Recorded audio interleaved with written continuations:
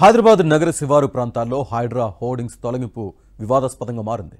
అన్ని అనుమతులు ఉన్నప్పటికీ హోర్డింగ్స్, యూనిపోల్స్ తొలగించడంపై Telangana outdoor media owners association ప్రతినిధులు మండిపడుతున్నారు.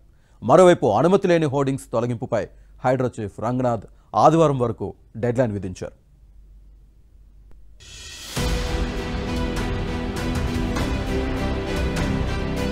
అక్రమ నిర్మాణాలు, చెరువులు, నాలాల కబ్జాపై ఫోకస్ పెట్టిన హైడ్రా గత కొన్ని రోజులుగా అడ్వర్టైజ్మెంట్ హోర్డింగ్స్ పై స్పెషల్ ఫోకస్ పెట్టింది. శివారు మున్సిపాలిటీ పరిధిలో ఇప్పటికే 50కి పైగా హోర్డింగ్స్ ను హైడ్రా సిబ్బంది తొలగించింది. అయితే లేటెస్ట్ గా హైదరాబాద్ లోని భారీ హోర్డింగ్స్ పై హైడ్రా కమిషనర్ రంగనాథ్ కీలక సమావేశం నిర్వహించారు. యాడ్ ఏజెన్సీ ప్రతినిధులతో భేటీ అయిన హైడ్రా కమిషనర్ రంగనాథ్ అనుమతులు లేని అడ్వర్టైజ్మెంట్ హోర్డింగ్లకు డెడ్ లైన్ విధించారు.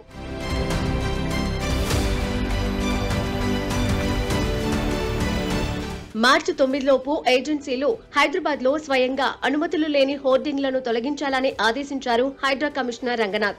లేకుంటే నిబంధనలు ఉల్లంఘించిన హోర్డింగ్లను హైడ్రా తొలగిస్తుందని హెచ్చరించారు. అక్రమ హోర్డింగ్ల తొలగింపులో ఎలాంటి మినహాయింపులు ఉండవన్నారు. హోర్డింగ్ల ద్వారా ప్రభుత్వానికి వందల కోట్ల ఆదాయం రావాల్సి ఉన్నా అక్రమ హోర్డింగ్లతో భారీ ఆదాయం పడిపోయింది.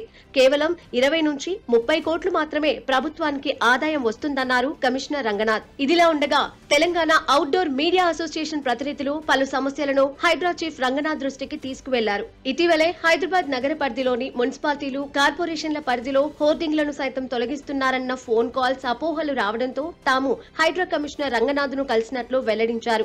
అనుమతులు లేకుండా మున్సిపాలిటీలకు పన్నులు చెల్లించని హోర్డింగ్లను మాత్రమే తొలగిస్తామని రంగనాథ్ హామీ ఇచ్చినట్లు పేర్కొన్నారు. మార్చి 18న సిడిఎంఏ అంటే ఎంఏయుడి నుండి సిడిఎంఏ నుండి ఒక సర్క్యులర్ వచ్చింది మాకు. ఏమని, కొత్త ఫీజెస్ రివైజ్ చేస్తున్నాము, లెవీ ఫీజెస్ వేస్తాము, వాటికి సంబంధించింది ఏమైనా ఉంటే అప్పటి వరకు ఆపండి, మీరు పర్మిషన్స్ ఎలాంటివి ఇవ్వకండి అని వాళ్ళు ఇన్ఫర్మేషన్ ఇవ్వడం జరిగింది. ఒక సర్క్యులర్ కూడా ఇచ్చారు. ఆ సర్క్యులర్ ఇదే, దీనికి సంబంధించిన సర్క్యులర్ ఇదే. ఈ సర్క్యులర్ ఇచ్చారు. ఈ సర్క్యులర్ ఇచ్చినప్పుడు మేము అక్కడ నుంచి హోర్డింగ్స్ వేయడము ఆపేసాము. ఉన్న హోర్డింగ్స్ని రన్ చేస్తూ ఉన్నాం. ఏదో కొన్ని ఉంటే 1-2 ఉండొచ్చు, లేకపోతే కొన్ని ఉండొచ్చు, వాటికి సంబంధించిన హోర్డింగ్స్ మీద చర్య తీసుకుంటామని వాళ్ళు చెప్పారు. దానికి మేము ఎక్కడ అబ్జెక్షన్ కూడా పెట్టలేదు.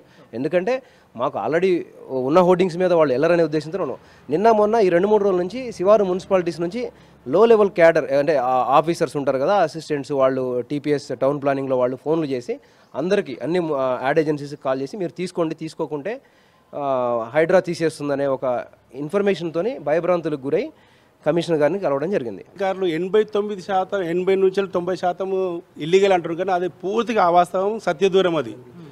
ఎందుకంటే మ్యాక్సిమం లీగల్గా ఉన్నాయి, 10-20% ఉంటుండొచ్చు, కానీ దీన్ని ఉల్టా చెప్తున్నారు వీళ్ళు గవర్నమెంట్కు. సో దాని ద్వారా ఏమవుతుంది అంటే, ఒక కుక్కని చంపాలంటే పిచ్చి కుక్కని చేస్తారు, ఫస్ట్ పిచ్చి కుక్కని చేసి చంపుతారు. అదేవిధంగా ఈ ఇండస్ట్రీని కొంతమంది కుట్ర చేస్తుండ్రు, ఇట్లా చేద్దామని చూస్తున్నారు. మేమైతే పూర్తిగా దీన్ని ఖండిస్తున్నాము. అసోసియేషన్ తరఫున మేము అందరం మీటింగ్ పెట్టుకుంటున్నాము.